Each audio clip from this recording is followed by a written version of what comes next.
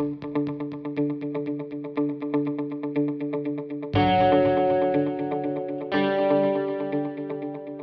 is a great initiative for Southern California, and I really want to commend you for creating a community of one of the most exciting areas of the tech business. So I'm really excited here to introduce you to two real giants in the recurring revenue model, and you'll see that they have an approach that is unique, and I think a lot of us can learn from it. So first, to my left, we have Bill Bradford. He's the Chief Digital Officer at Beachbody. He's in charge of the on-demand products. It's all digital platform, recurring revenue products.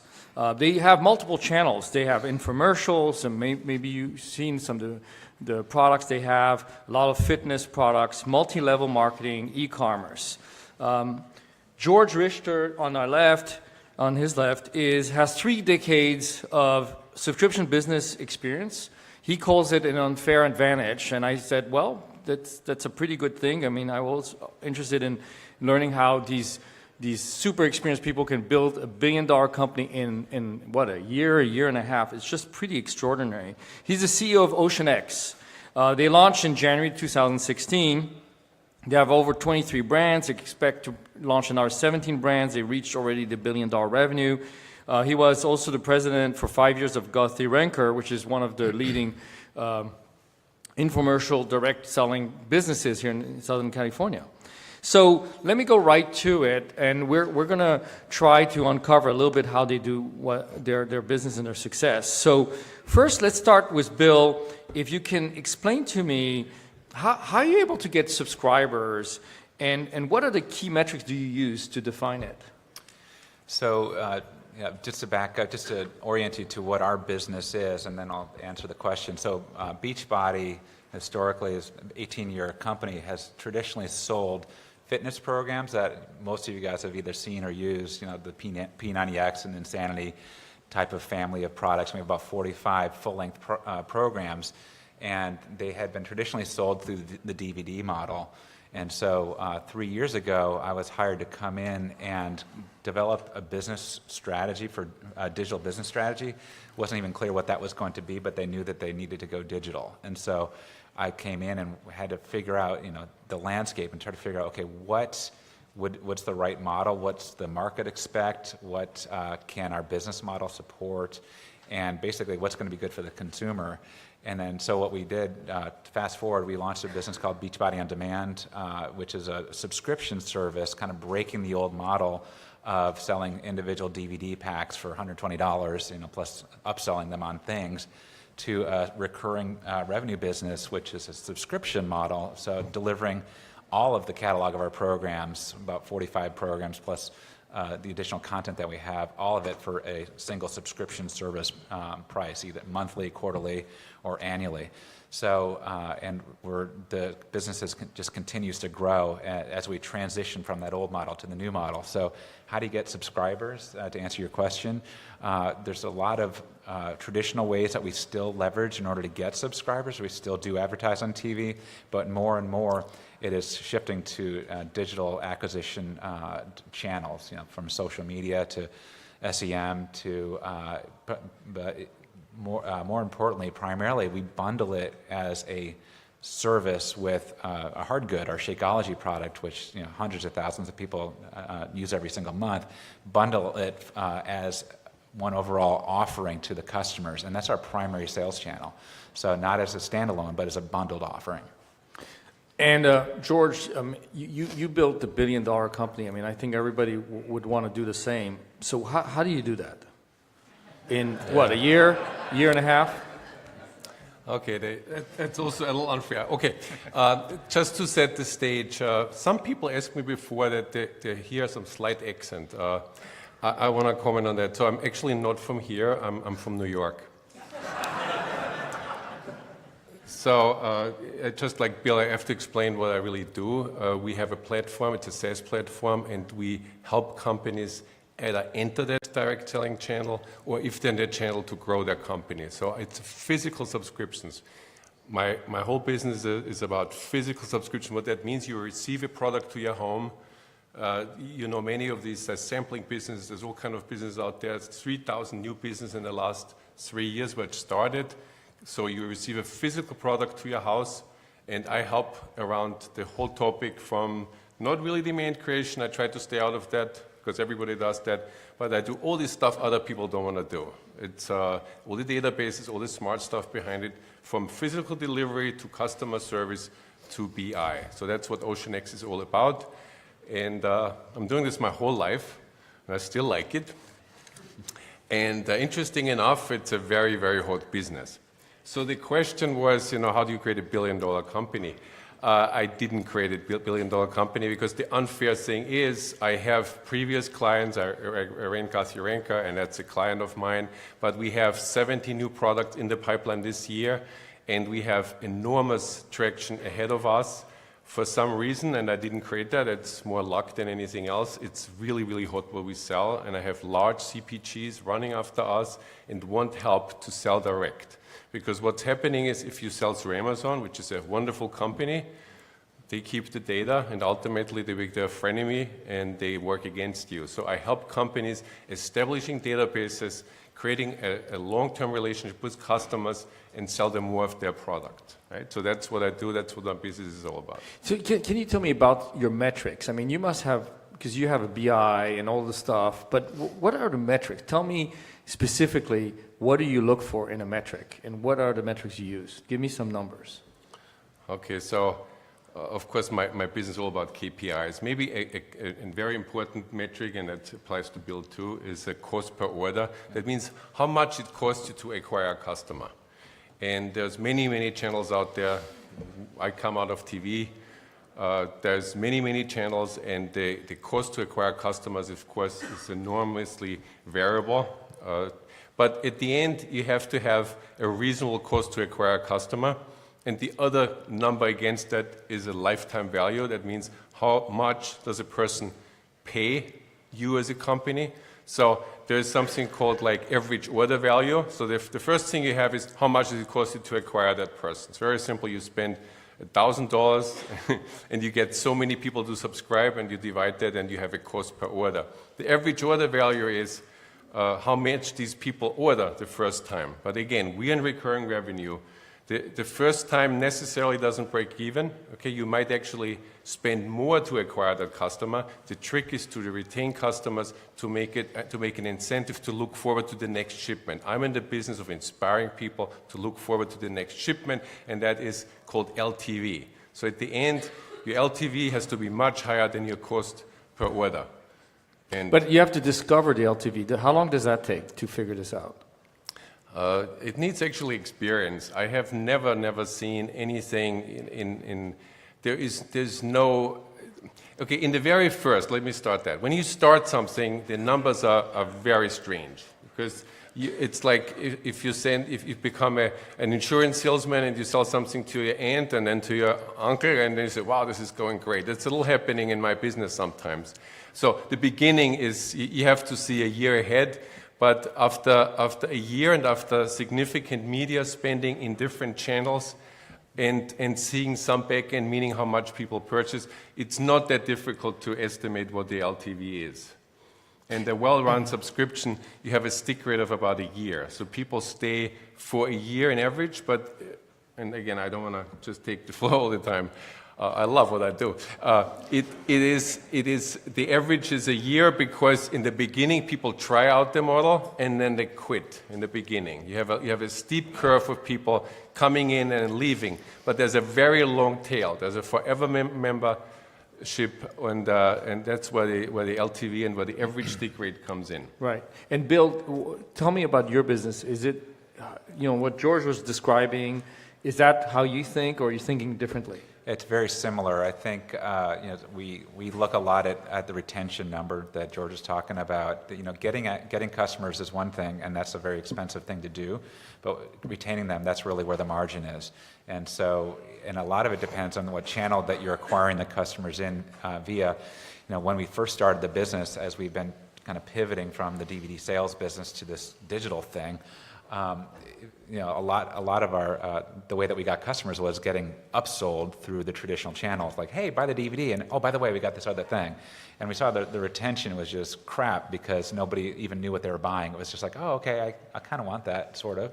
And then they just would churn right out, and that's a very expensive proposition to keep that kind of machine going. And so now that we've been shifting the company to point directly at the service and acquire customers that actually want the service, our retention has really increased, and as well as different bundles for longer duration cycle of memberships. So George talked about 1 year is kind of that magic number.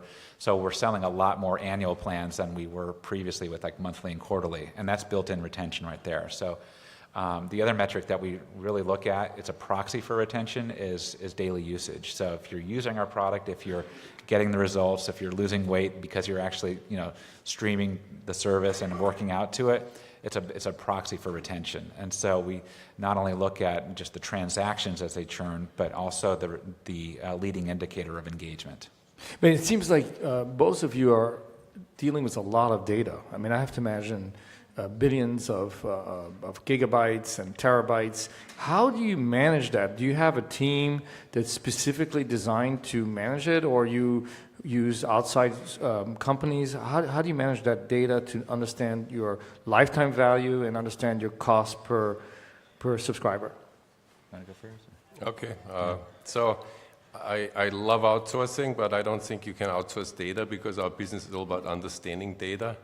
I actually have 40 data scientists. They're all much smarter than me, and all they do is understand those curves, understand behavior, and to conclude what you just said about that people buy more. So for the biggest indicator for me is customization, that people actually tell you what they want specifically. And the more they customize, the more they're interested in the product. And obviously, the more you give them what they want, the longer people stick, right? And that's all about data. It's millions of data points. So the big differentiation between a SaaS model where it's software or what we do, physical, is that the customer actually uses the product all the time. I told somebody outside I paid for Hulu for 4 years, and I thought my daughter uses it, and I didn't know. We just pay for subscriptions sometimes. That does not happen in the physical space. You receive a package, and you do something with it. You return it, or you open it, and so I have a lot to say about that. Yeah, as far as us, yeah, we definitely see the strategic value of data, and we've had to, as a company, kind of tune the old models of how we even look at and analyze the data, because if you're a transaction company purely, you're looking at the data in a much different way than you are when you're a recurring revenue company. And that's number one. Number two is the traditional TV model of advertising was it's pretty straightforward. There's an input and output. You buy media, and orders churn out. You divide the cost of the media by the number of orders, and there you go. Now it's much more of an omni-channel world where you can't just measure it with the last touch of somebody that arrived on your website and bought the product, because they may have had 5 or 6 different touches along the journey, from awareness to consideration all the way to that transaction, and then ultimately sticking around. It's just a much more sophisticated way of looking at the world of acquisition than the traditional just straight TV model. So we've had to kind of shift as a company, and we're not completely there yet, frankly, but we're getting better. But then on the engagement and usage side, we believe that, like I said before, is a proxy for retention, and ultimately, which is good for our business. So we've tuned a whole in-house data team that it has an expertise on harnessing literally all the CDN logs from Verizon that streams our service out. Every 4 seconds we get a little ping, and so billions and billions of records that we harness into a big data repository that shows us what people are doing, what program what they typically tend to do after they finish one program. Are people bouncing around the service? And it really helps to inform our product development efforts. I'm interested in the economics of your business, because it seems like, George, you were mentioning that at the beginning you're losing money, right? So are you going to deficit finance a product? How long are you going to wait before you dump it, you keep it, you fix it? How are you going to do that? I mean, isn't it expensive? It is expensive, so that's one of the hurdles I'm facing. When I deal with retailers, and I have lots of retailers and specialty manufacturers coming to me, they have that model, it immediately has to pay back. In our model, you have to spend some money to make money. Remember, recurring revenue means you have a long tail. Even if you would stop advertising, you have income coming in, so it's a financial calculation. But I'm in the business of educating people around this. So it's not like you spend $100 and you get 110 back. It's much less. But these calculations are proven. We have lots of models I share with everybody. It's very open about it. So it's calculatable. It makes a lot of sense. So if you do all the other things right, a lot of things you have to do right, and that's what I help people to get it right, then it's not difficult to understand. What about for you, Bill? Yeah, I think one of the strengths that you have when you have a certain critical mass of subscribers, it's revenue that can then be plowed back into advertising. It gives you some of that runway in order to be able to experiment. And because you have a long tail of revenue that will then fund the business, you have to have a little bit of patience. It's not, it's not on a daily basis that you know if you're profitable. It's more on a temporal basis, at different checkpoints. Like, okay, in aggregate, we are making money.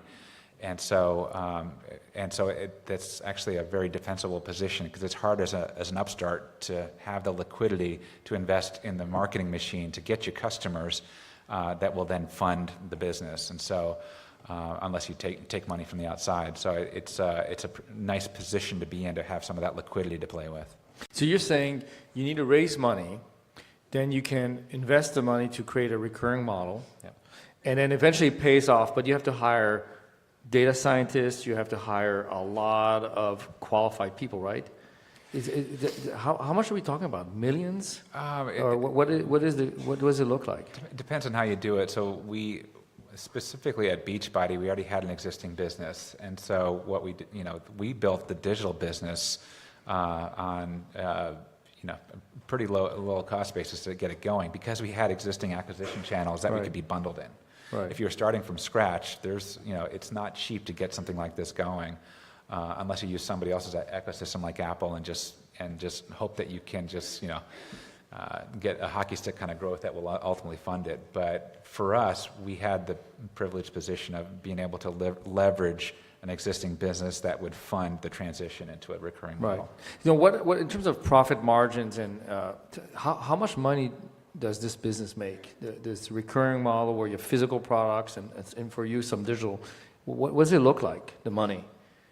You're talking about on a per customer? You can give per customer is okay. A customer will make us, $300 or a lifetime, $1,000. It's more on an LTV basis, the way that we look at the business. But I won't go into the specific numbers, but I will say it is a business model transition. Like I said before, there's a lot of high margin in selling a $120 DVD kit and shipping it out. You pay the marginal cost for all of the fulfillment. However, that's just for one product. When you shift to a $99 a year subscription service for everything you have, you can imagine the economics transform, but it's ultimately for the health of the business. And once you develop that relationship with the customer and go through that kind of dip in order to be able to set a new baseline as far as your revenue, it's much more profitable. And then it becomes a game of increasing LTV by selling them more stuff and keeping them around longer. So it's just a different model than single transactions. And what about you, George? Can you give us some numbers? No. This is a secret business. I'm into but I have to respect my client, right? That's not what I'm in the service business. But the point is, you don't need that much money. You can get help. You can work with variable costs. That's actually what my company is all about. I help companies to create a profitable business, and I wouldn't get involved if it's not profitable. Otherwise, it doesn't make sense, right? So, it is the trick is to do a lot of things right, and to just start it is very, very difficult. I would not advise anybody to just start it because it's really dangerous. There's a lot of leakage. And if you just start it, and the cost of entry is very low, you can start a business very simply and align with several service providers. But if data doesn't flow right, and you don't have really your analytics right, and know through the behavior of customers how to make their next investment cycles, you're bound to make mistakes and you make very little money. So in our business, that's why, what does this business make? I would actually argue hardly anybody can afford not to be in the business. It's an omni-channel world. And if you sell retail and you don't sell direct, it's a mistake. You might take a few years to figure that out. But it is a channel. It's a channel to connect with customers. And you can establish a long-term relationship, which ultimately will benefit you, because otherwise Amazon takes the cake. And then where is the profitability if you have no product anymore? So that's a great question, George, you bring up, because Amazon is going to dominate the world, or I don't know what they're going to be doing, but it's pretty impressive. What is going to tell me about the future of your business? What do you see as disruption? How are you handling that in your business plans? Okay, so thank you for the question. Love Amazon as an investor. It's a phenomenal thing, but think about Amazon. All of you, I don't have to ask you, all of you order from Amazon. And what is Amazon? Amazon is fast, efficient delivery, boom, to your door. And you have to know what you want and to ship it to you. So if I'm in the other business, let me talk about the psychology behind subscriptions and memberships. At the end, a well-done subscription arrives as a good friend to your house. It's like a gift arriving.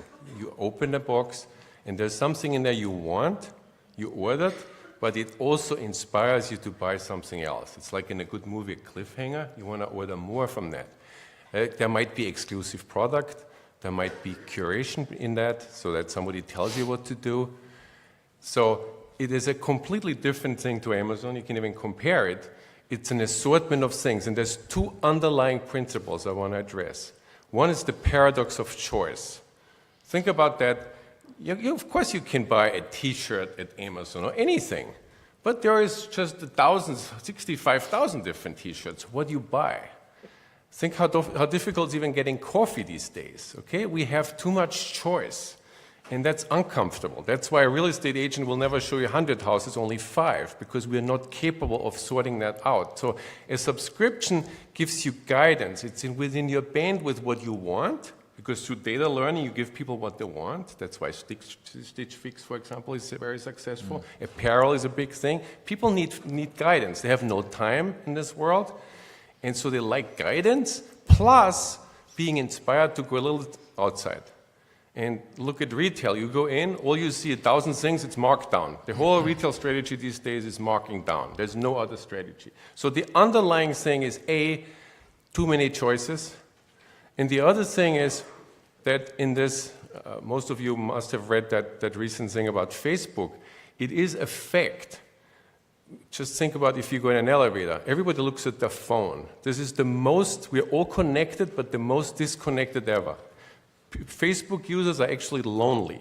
So what's happening is we're in this enormous world. Everybody knows everything. You know something about something you went to school with about a person, but you would not know about the person next to you. We're actually lonely. And a subscription, again, well done, gives you this feeling that you're known and this company knows you and gives you comfort. So well done subscription, well executed subscription makes you to be part of this and you feel proud. And of course, there are 1,000 tricks to connect communities. And it's a really long-term game. So Amazon will do their thing. They will be fast. Here in LA, it's terrible. If you order something, within an hour you have it. You don't want to even order it on Sunday. Just boom, it's there. So we're in a completely different business. People need that, and people want subscriptions. So we're not in competition at all with Amazon. Yeah, that's a very good insight. And Bill, you came into a company that was physical model, ship, and now you're transforming them to digital. Is it because they were being disrupted and they just realized if they don't go with you in the digital model, they will not survive? Or was it just another channel for extra money? I think it's a little bit of both. I think there was a realization that the world is going digital. It wasn't clear to the management what that meant, but that we needed to go digital. And one of the things that, when I first got there was to figure out, okay, what is our strategy going to be? And it would have been very simple and completely unstrategic to, quote, go digital by just putting our programs on iTunes for download, and not have a recurring relationship with the customer. And that would have been going digital, but it clearly would not have been strategic, and we would have been disintermediated. So we really felt that it was super important to have a relationship with the customer, to have a streaming delivery service, and frankly, that's where the whole world was going at that point anyway, with the Spotifys of the world and Pandoras and Apple Music. And so we knew that that's where things were going, Netflix, Hulu, and we did not want to have an archaic business model, just delivering the bits through iTunes as opposed to a DVD. In terms of questions, we will turn to the audience, and if you have some questions for these, go ahead. Andrew Bermudez, I'm the co-founder and CEO of Dixie AI. We're a sales optimization platform for sales teams. So this is really interesting because we're a SaaS business as well. And you touched a little bit on being able to have retention and things like that. Can you talk a little bit about what your churn, maybe what you can disclose was at the beginning, and then sort of the aha moments and tweaks you made on your platforms to be able to sort of improve that retention? Yeah, I won't speak to the specific numbers, but it was very low when we were just an add-on as like an upsell to a physical product, and especially through the channels that we were being sold through. You don't find a lot of digital subscription services selling on TV because it's a different mode, right?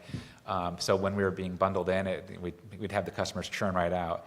I guess the aha moments were two things, really, when we extended the duration of the subscription. So the annual plan for us was a huge thing.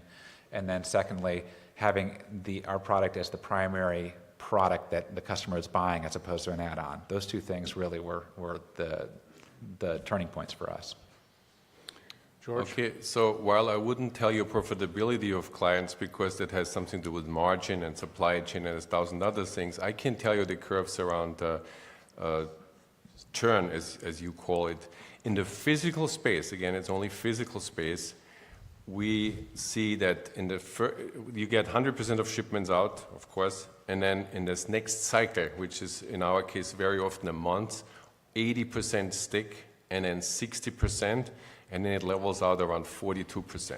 So there's always people trying it out. All these offers have some enticement to join something. So you have people trying it out. That's very fair. And then 80% stick by the next time, and then 60 by the next, and then it levels out, and you have people staying there for 20 years. Another question, and then yes, go ahead.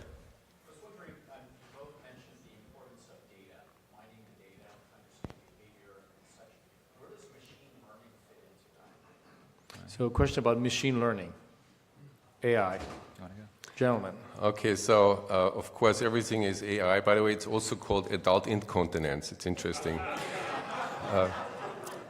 So I deal in that space too, not personally but professionally, and they call it AI. So it's a sticky issue.